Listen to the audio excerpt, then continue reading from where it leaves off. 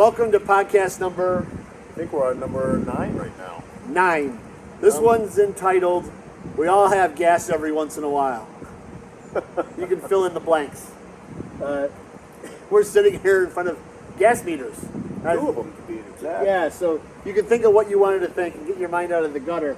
But really, when we talk about gas, in most homes in America, we're talking about low pressure gas.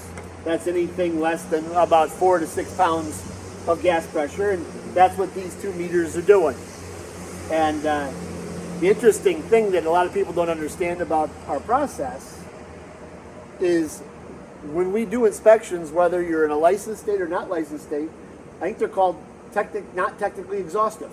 Yeah, it's exactly what it says in our inspection agreement, and it says it when we send out a confirmation email. Yeah, and so what that means is we use these tools, our eyes, we use our nose, we use our hands. We're not there to dismantle. We're not there to use any specialized tools, but a lot of us do. Yeah, you got a nice one there. To help our clients, over that next step.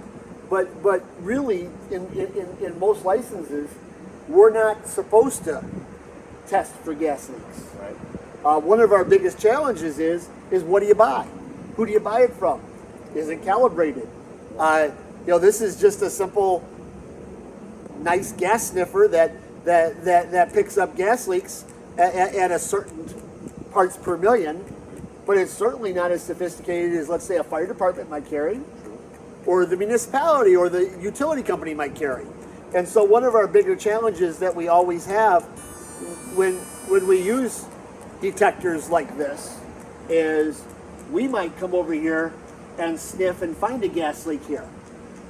And then the utility company comes and They don't find anything. they don't find anything. So how dare you tell me that there's a gas leak and it really wasn't? Exactly.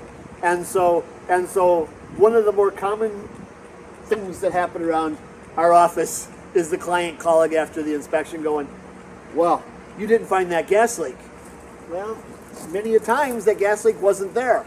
So one of the things I really wanted to show why we stood here and kneeled here by these meters is these are the meters.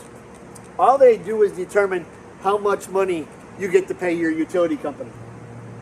We've got a major shutoff here, and we have a major shutoff here.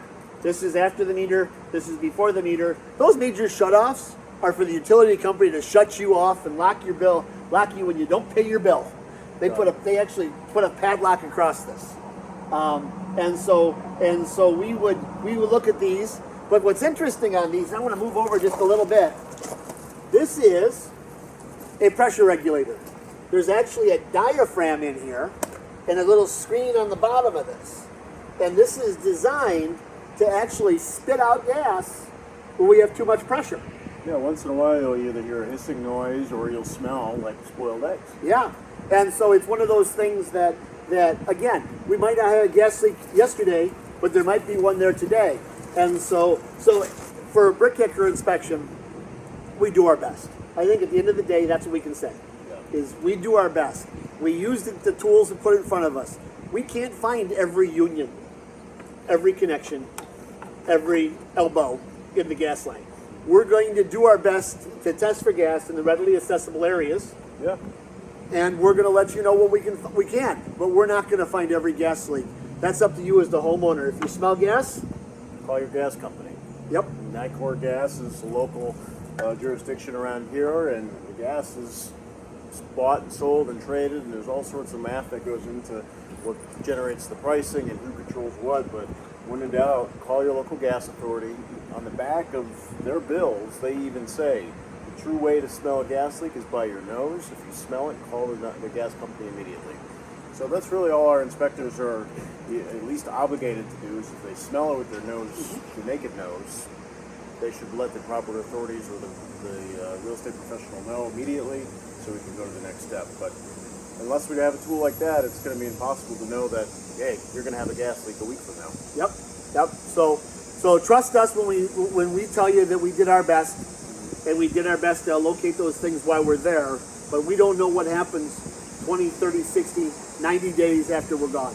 Yeah, and this is just the outside components of the whole gas system. There's a whole bunch of gas inside, isn't there, Rob? It depends on the room. Most of the time, the utility rooms have a lot more gas than other rooms. The bathrooms? Yep, we won't go there. But until then, we will go downstairs and take a look at a few other connections. Q.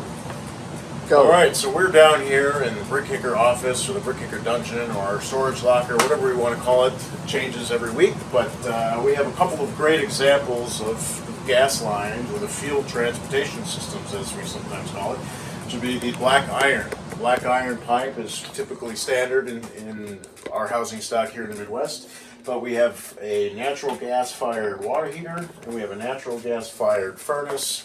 And like we talked about outside, we're not doing a technically exhaustive inspection, so I'm not going to take a pressure gauge and tie it into the gas lines and try to put pressure on it. We are not, as inspectors, here to turn a valve in any one direction. If it's off for a reason, most likely. Here's a good example over here there's a gas line, black iron coming off the meter outside, it's capped. It's off. Had this been not capped, we certainly would have recommended it as an inspection company to get any uncapped gas line capped immediately just to avoid an issue. But we've got these tools, different calibers, they can come in all shapes and sizes, different price points, but basically I'm going to take the sniffer and just go along any readily available gas line and elbow joint that I can. If they're buried into a finished ceiling, we're not going to be able to necessarily get to all those points. But as an inspector, our guys are just doing what they can to find all readily available pipes, all major shutoff points, drip legs, and we're looking for, or listening for, a high-pitched sound to indicate that there could be a leak. That's the point when we would take some red tape or some type of flagging device and indicate that, hey, here's where we found the leak. So we're going along the piping and the drip legs, all the connection points, and again, this is all in readily available piping. The unions are big points where we get an issue, and sometimes we can get a leak. And what we like to listen for is an increase. And when I pull it away, it balances back out as I get closer. So that tells me that there's an indication of a possible leak. At that point, I would turn off my device and we would put some red tape around here, some type of flagging device to let the plumber or the gas company know where we found it.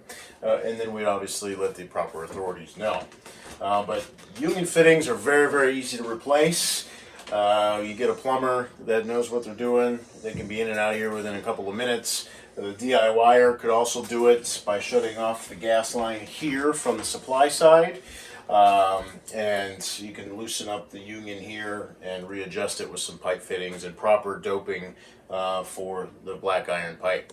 But again, we as inspectors, we're not dismantling any piping system. We're not even turning the valves off or on. That's not what we're here to do. We're here to make the observation, say, we found a potential safety concern.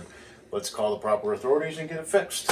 It can be fixed pretty simply. So, once in a while we get the phone call if you've moved in and there's a gas leak. This is all I did here today. But you got to think about when people move out, how many times are they tugging on something, or maybe there's boxes back here and they're yanking on the pipes. Those types of things can loosen these lines up. But when in doubt, call the gas company. They're a resource for you. But if we can catch it, we certainly will try.